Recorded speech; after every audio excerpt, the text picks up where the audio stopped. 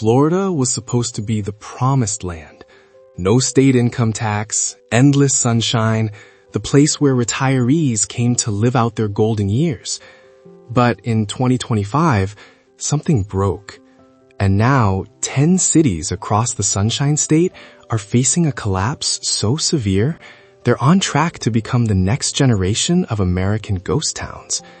Empty neighborhoods, plummeting home values, residents fleeing faster than they arrived. This isn't a prediction. It's already happening. And if you own property in one of these cities, or you're thinking about moving to Florida, what you're about to see will change everything. Between 2020 and 2023, Florida gained more than 700,000 new residents. It was the fastest growing state in America. But by mid-2024, the cracks started showing. Homeowners' insurance premiums tripled in some counties. Property taxes spiked as local governments scrambled to cover hurricane damage and infrastructure failures. Then came the water crisis, rising sea levels, saltwater intrusion into wells, and entire neighborhoods dealing with chronic flooding that no amount of sandbags could fix. By 2025, the migration flow reversed. U-Haul rentals out of Florida hit record highs. Real estate agents stopped returning calls. And in 10 specific cities, the situation went from bad to catastrophic. These aren't small towns in the Panhandle. These are once booming metro areas that were supposed to be immune. Let's break them down one by one. Cape Coral, the so-called waterfront wonderland with more canals than Venice. It became a magnet for retirees and second home buyers who wanted direct Gulf access. But those canals, they're now toxic algae breeding grounds. The water quality is so bad that boating has become a health risk. Insurance companies stopped covering flood damage. And here's the kicker, property taxes went up 40% in 2 years to pay for canal dredging that still hasn't happened. Homes that sold for $850,000 in 2022 are now listed at $485,000 with no buyers. Cape Coral isn't adapting, it's emptying out. The Villages, America's largest retirement community. At its peak, it was adding 1,000 new residents a month. But the math stopped working. Monthly HOA fees hit $600, then $800. Medical care became overwhelmed. Wait times for specialists stretched to 6 months. And when Hurricane Idalia knocked out power for 11 days in 2024, reality set in. This isn't a safe retirement paradise.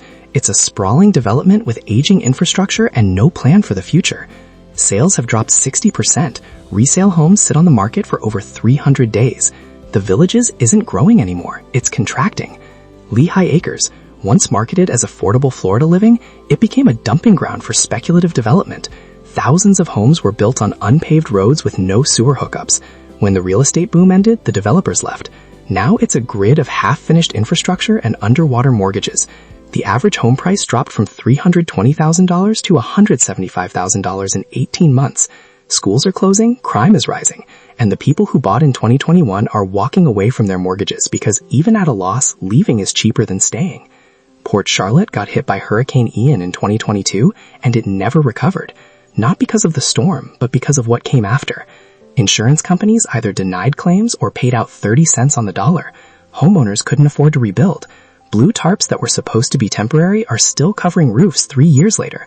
Property values cratered. Banks won't issue mortgages in certain zip codes anymore. And the people who stayed, they're trapped. They can't sell. They can't rebuild. Port Charlotte is becoming a permanent disaster zone. Deltona. It was supposed to be the affordable option between Orlando and Daytona Beach. But affordability died when property insurance hit $8,000 a year and gas stayed above $4.50 a gallon. The average household here makes $58,000. After insurance, property tax, utilities, and commuting costs, there's nothing left. Food bank usage is up 200%. Foreclosures are spiking. Young families who moved here for space are now moving back to cheaper states. Deltona's population is shrinking for the first time in 40 years. Panama City Beach used to print money during spring break and summer tourism, but Hurricane Michael in 2018 gutted the infrastructure and COVID killed the tourism rebound. Now, beachfront condos sit empty 9 months a year. Short-term rental income collapsed. Property owners are bleeding cash on maintenance, insurance, and taxes with no renters to cover it. Prices have dropped 35% since 2021, and locals, they already left. Panama City is becoming a ghost town with a beach. Sebring, a quiet retirement town in central Florida that looked perfect on paper. Low cost of living, mild winters. But here's what the brochures didn't mention. Medical care is collapsing. The hospital closed 2 wings. Specialists are leaving. If you need anything beyond basic care, you're driving 45 minutes to Lakeland or an hour to Tampa. For retirees with chronic conditions, that's not sustainable. And younger families, there are no jobs. Sebring's population is aging out and no one is replacing them. Orange City, the sinkhole capital of Volusia County. The ground is literally collapsing. Overpumping from aquifers combined with limestone erosion has turned entire neighborhoods into geological hazards. Homeowners insurance won't cover sinkhole damage unless you pay an extra $3,000 a year. Some homes have lost 50% of their value overnight when sinkholes open nearby.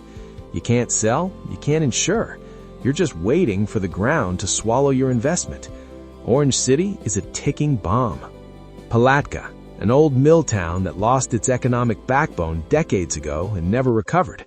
The paper mill closed, the downtown died, and the people who could leave did. What's left is a shrinking, aging population with no tax base and crumbling infrastructure. The school system is underfunded, crime is rising, property values are so low that homes sell for under $100,000. But even at that price, no one's buying. Palatka isn't dying, it's already dead. It just hasn't stopped moving yet. Fort Myers Beach. Hurricane Ian didn't just damage it, it erased it. Entire blocks were wiped off the map. And now the reality is setting in. Rebuilding isn't allowed in many zones. FEMA flood maps were redrawn. Insurance is impossible to get. The people who want to rebuild can't find buyers. Fort Myers Beach is becoming a case study in managed retreat. The state won't say it out loud, but the message is clear. This land is no longer viable for human habitation. These 10 cities are the canaries in the coal mine, but they're not outliers.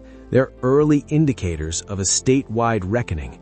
By 2026, analysts predict another 15 Florida counties will face similar insurance and infrastructure crises. By 2030, some coastal areas will be uninsurable and unmortgageable. The Florida real estate machine is still running. Ads still promise paradise. Developers still build. But the fundamentals have collapsed. Climate risk, insurance collapse, aging infrastructure, a tax base that can't cover the bills. This isn't a temporary downturn. It's a structural unraveling. If you live in one of these cities, you already know this isn't speculation. You're living it. And if you're thinking about moving to Florida or buying property there, the question isn't whether these risks are real. The question is whether you're the one who gets stuck holding the bag when the music stops. Do your research. Look at the insurance rates. Check the flood maps. Talk to people who actually live there. Because Florida is still selling the dream. But for these 10 cities, the dream is over.